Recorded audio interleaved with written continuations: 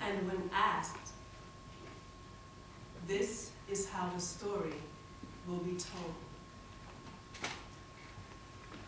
There were 3 beautiful women in the house near the top of the hill.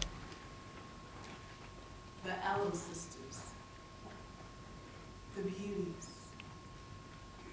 This was known as far down the road as a market woman could walk in one day. It was a fact, cherished by our village, like the tasty banana beer made by my father. We, my sisters and I, lived in that house near the top of the hill, unaware of local envy or the mild scorn our beauty provoked. We simply looked like our mother. This is how we responded to compliments. Beauty didn't help us milk cows, dig roots, or make the sun set any later. So beauty was not something we needed. It was a treat that we allowed ourselves on market days, and yes, on our occasional walks to town that invited shopkeepers to rush to their doorways and blow warm air greetings in our direction. My father wasn't one to boast, but he knew we'd fetch a mighty fine dowry. But here I'll jump ahead past the part of the story that doesn't really bear repeating. As we all remember the day when the rebels became more than market talk, and when curious whispers gave way to civil war, when the wave of violence became too large to outswim and swallowed our countryside. It is this part of the story that is repeated most often as a warning to children and unmarried women. They will beat you, rape you, and when they're tired, they will kill you.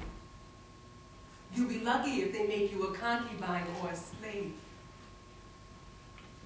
Time and time again, the cruelties recounted. No, I won't repeat this part again. Instead, here's what I remember. The snapping of twigs that announced their arrival just after sundown. We joked that it was the mischievous chimpanzee that liked to sip on my father's banana beer, but the insistence of the steps made my father believe otherwise.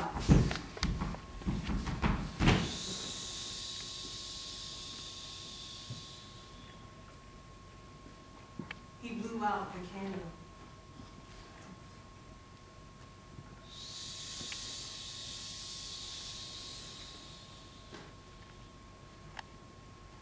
There were many of them on the wing, maybe 12, 15 in all, and they seemed to be moving with purpose.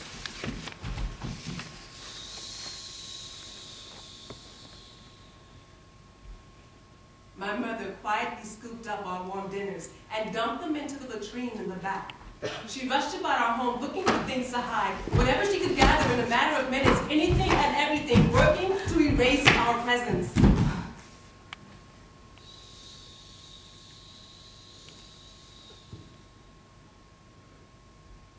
Up the hill they marched. How do they know we are here? Asked Mother.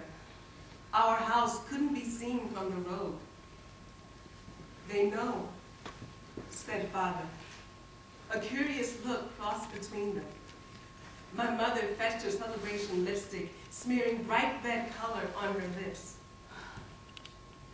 Why are you putting on makeup, Mama? I asked.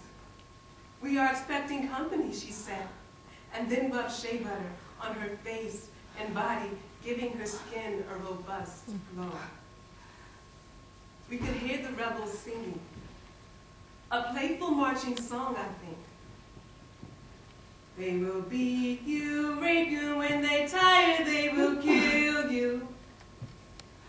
My father grabbed our arms too tightly and dragged us to the backyard where he kept the deep troughs of fermenting banana beer.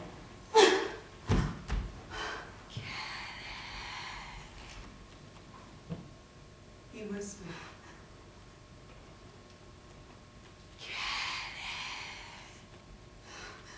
No, it's too cold, said my elder sister. Get it now. He thrust us into the trough, pushing our heads down into the cold ferment, and watched us sink into the sludge. Then he covered the troughs with huge banana leaves and retreated into the house to wait,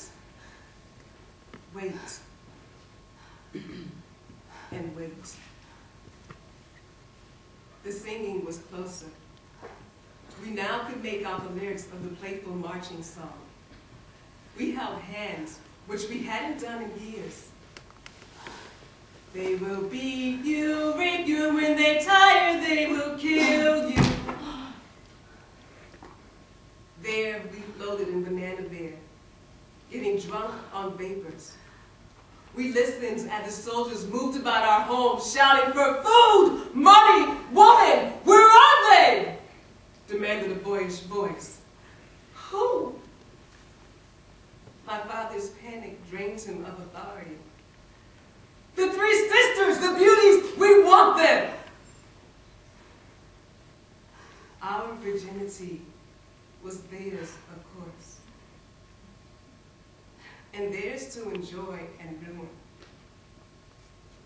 The reward of war. They expected no less. There are no sisters left on this hill, just me, said my mother. I am the beauty. And she offered her beauty to them. Laughter could be heard as they raped her. She screamed. My father sobbed. We held hands tighter, sucking down Bear to escape. Hours. The noisy forest rose up, and we knew our parents were gone.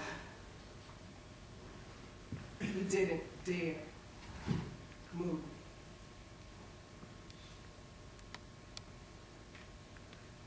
Imagine for a moment being betrayed by your own village elders. When I asked them sometime later, they argued that they were only protecting their own wives and daughters.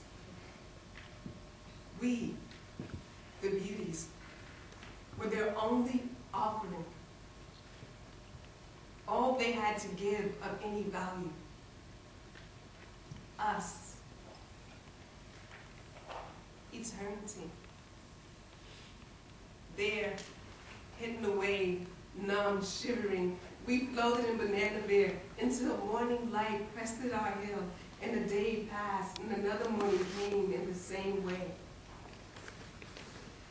And then we heard them.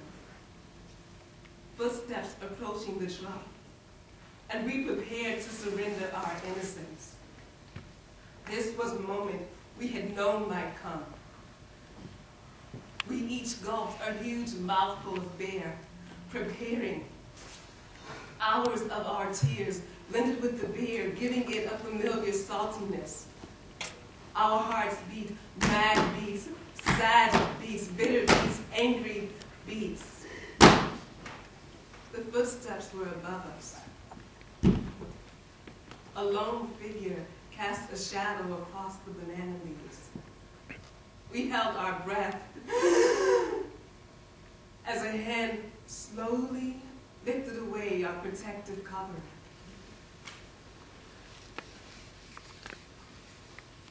And then we saw the face of our discoverer.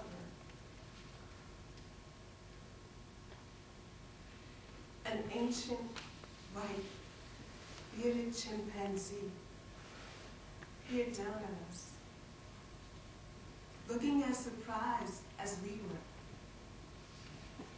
She hadn't expected to find us, the three beauties soaking